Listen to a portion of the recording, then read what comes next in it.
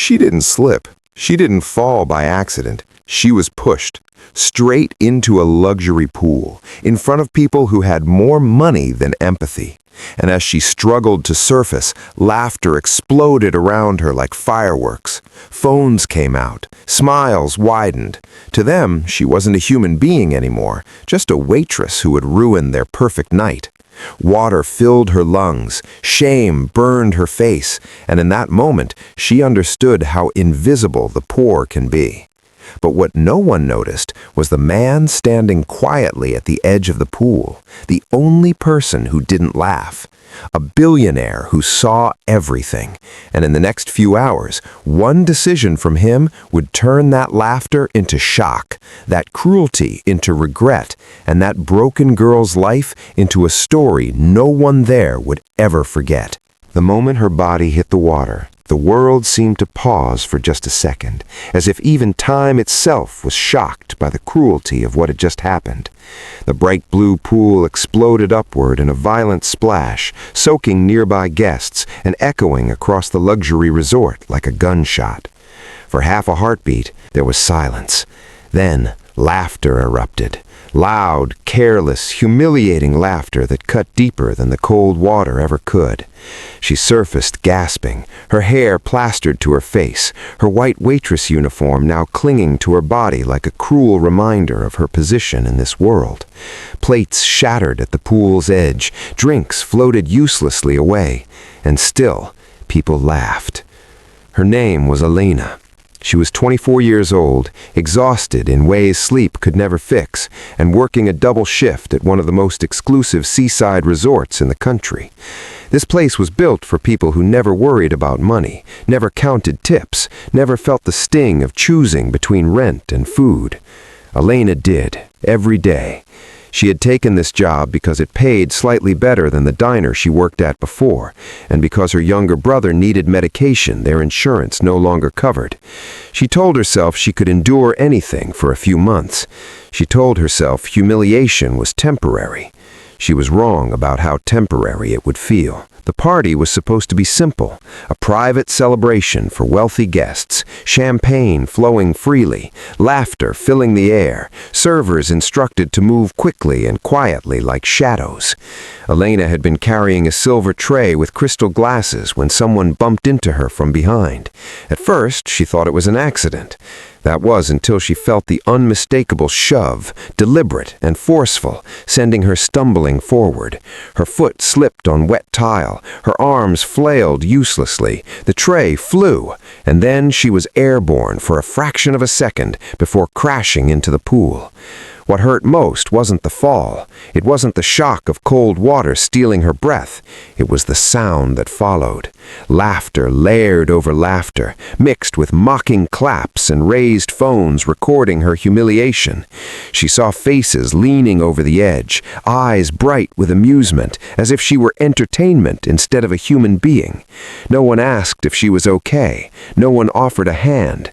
To them, she was just a waitress who had ruined the mood and provided a joke. As Elena pulled herself to the edge of the pool, water dripping from her clothes onto the marble floor, she felt smaller than she ever had in her life. Her hands shook, not from the cold, but from the realization that dignity could be stripped away in seconds when you had no power. She kept her head down because meeting their eyes felt unbearable. Somewhere in the crowd, she caught a glimpse of the woman who had pushed her, smiling behind a glass of champagne, already turning away as if the moment was finished. Elena wanted to disappear. She wanted the ground to swallow her whole. Instead, she climbed out of the pool alone, every step heavy, every laugh echoing in her ears. The resort manager rushed over, not to comfort her, but to scold her for causing a scene. Wet footprints trailed behind her as she was told to go change and clean herself up. No apology, no concern, just irritation, as if she were a problem that needed to be hidden.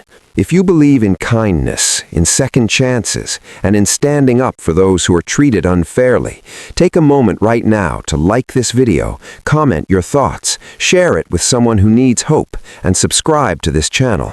Stories like this matter because people like Elena exist everywhere, even if the world pretends not to see them.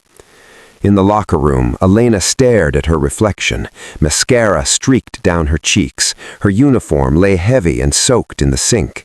She pressed her hands against the counter, breathing slowly, fighting tears because crying felt like surrender. She had cried enough in life already, losing her parents at a young age, taking responsibility too early, learning that the world was not gentle with people who had nothing. Tonight was just another lesson, she told herself, even though it felt like the final straw. She changed into spare clothes meant for emergencies, though they hung awkwardly on her thin frame. As she stepped back out, trying to regain some sense of normalcy, she didn't know that someone had seen everything. Someone who hadn't laughed, someone who hadn't turned away. From across the pool, standing slightly apart from the chaos, a man watched in silence. He was older than most of the guests, dressed simply despite the extravagance around him. His expression wasn't amused, it wasn't angry either. It was something colder and far more dangerous to those who had crossed a line. He was a billionaire, though few people recognized him by face alone. He had built his empire quietly, carefully, and he had learned long ago how cruelty disguised itself as humor among the powerful. He had seen the shove, he had heard the laughter, and unlike everyone else, he hadn't found it funny. As Elena disappeared behind the service doors, dripping and humiliated, the man's jaw tightened almost imperceptibly. He didn't speak, he didn't react yet, but something had been set in motion, something no one at that glittering party could have imagined. And by the end of the night, the laughter that echoed so freely would turn into something else entirely. The party continued as if nothing had happened, which in itself said everything about the kind of people attending it. Music swelled again, champagne glasses refilled, and conversations resumed with the same careless ease reserved for those who had never been on the receiving end of humiliation. The pool water settled, smooth and reflective once more, erasing all visible evidence of what Elena had endured. But not everyone had moved on. The man watching from the edge remained still, his eyes scanning the crowd with unsettling focus. His name was Victor Hale. To the financial world, he was a legend. To the media, a mystery. To those who worked under him, a man known for silence, precision, and an unforgiving sense of justice. He had grown up poor, the kind of poor that taught you exactly how cruel laughter could be when you didn't belong. Wealth had changed his circumstances, but it had not erased his memory. Seeing Elena pushed into that pool had pulled something old and sharp from his past, something he had spent decades trying to bury beneath success. Victor did not believe in public outbursts. He believed in consequences. He quietly excused himself from the group he had been standing with and made his way toward the resort's management office. Each step was calm, measured, as if nothing unusual had occurred. The staff, trained to recognize power even when it wore a modest suit, quickly ushered him inside. Within minutes, the mood behind closed doors shifted. Conversations lowered, smiles vanished. The laughter outside felt suddenly fragile, unaware that its foundation was cracking. Victor requested security footage, not demanded, requested, but the request carried weight. The manager, who had earlier scolded Elena without hesitation, now found his hands trembling slightly as he complied. The footage played on a large screen, showing exactly what Victor had seen with his own eyes: the deliberate shove, the stumble, the fall, the laughter that followed. No accidents, no misunderstandings, just cruelty. Victor watched the video once, then again. When it ended, he turned away from the screen, his expression unreadable. He asked a single question about the waitress who had fallen: her name, how long she had worked there, whether she had been checked for injuries. The answers came quickly, rushed and incomplete, revealing how little thought had been given to her well-being. That was when Victor made his decision.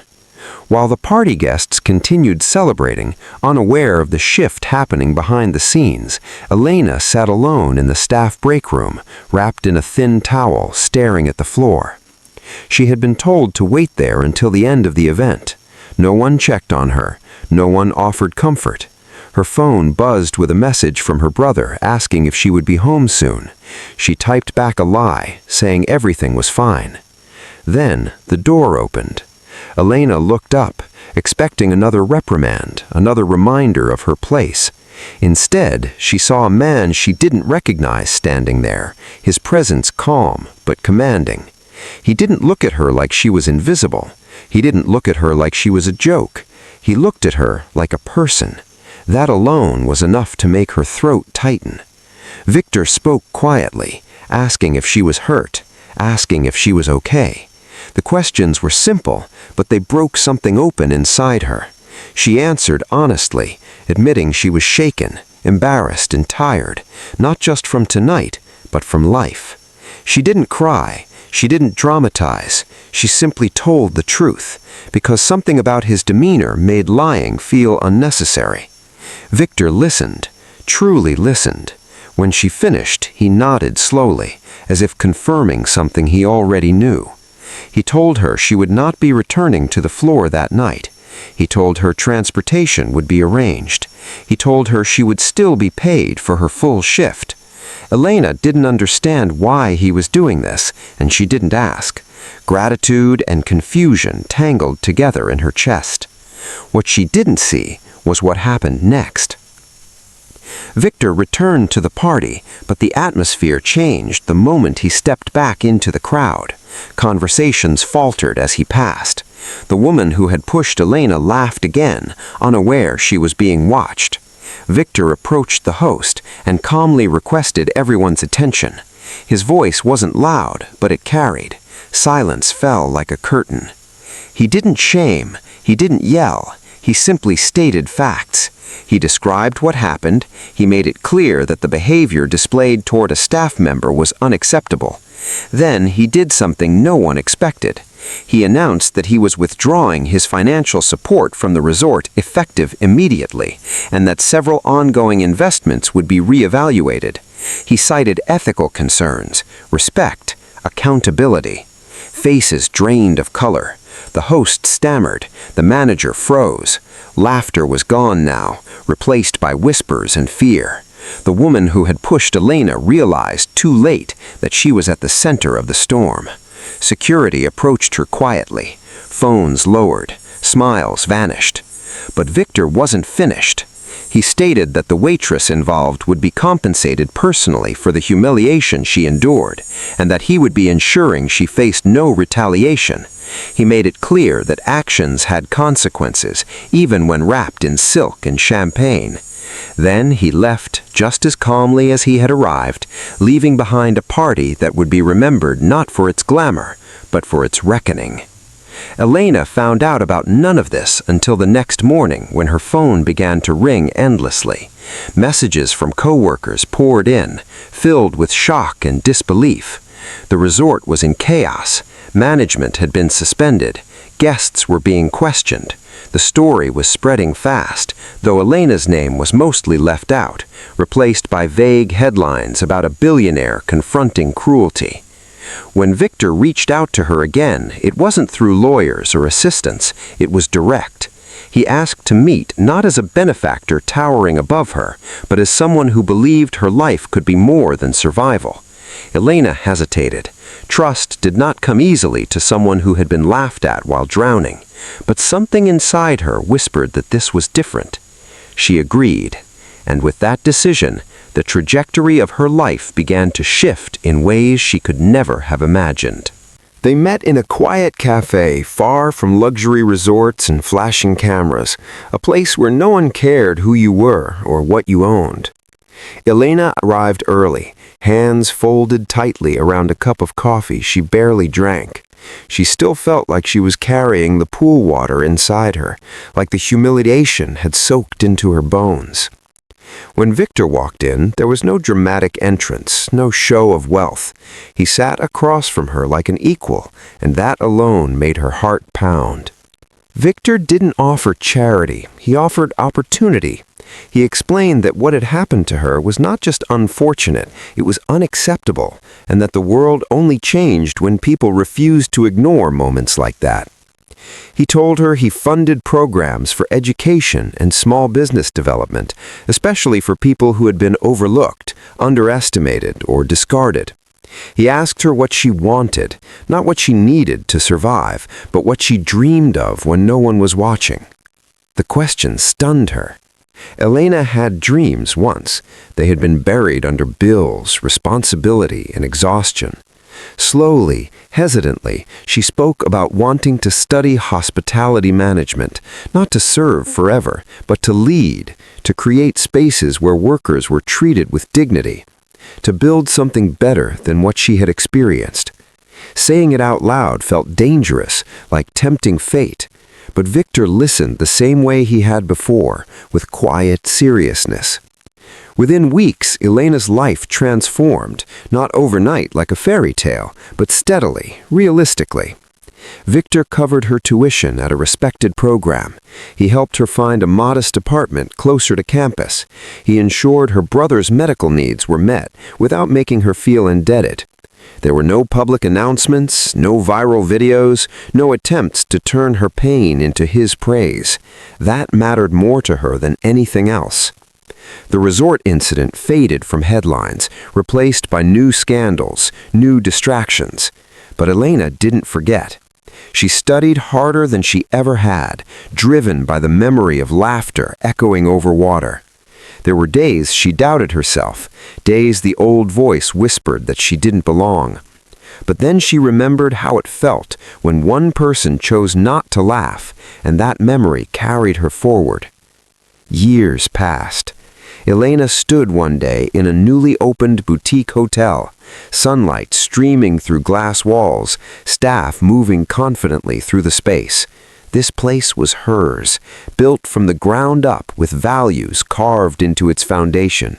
Fair wages, respect, zero tolerance for humiliation disguised as humor. On opening night, she walked past a pool, calm and still, and felt nothing but peace.